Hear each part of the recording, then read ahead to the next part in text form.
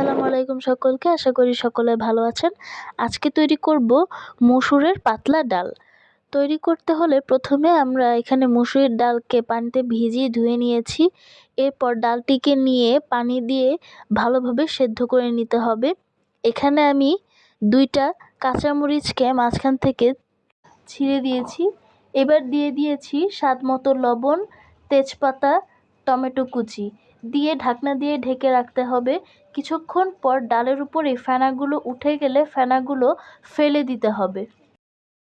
এরপর ডাল ঘুটনি দিয়ে ডালটাকে ভালোভাবে ঘুটে দিতে হবে।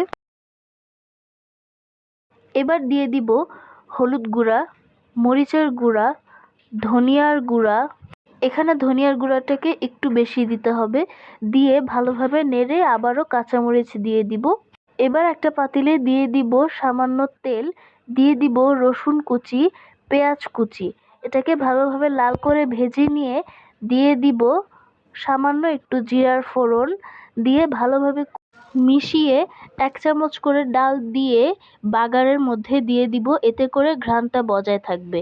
এরপরে সেই বাগার দেওয়া ডালটাকে পুরো ডালের মধ্যে দিয়ে ভালোভাবে মিশিয়ে ওপর থেকে দিয়ে দিব ধনেপাতা কুচি।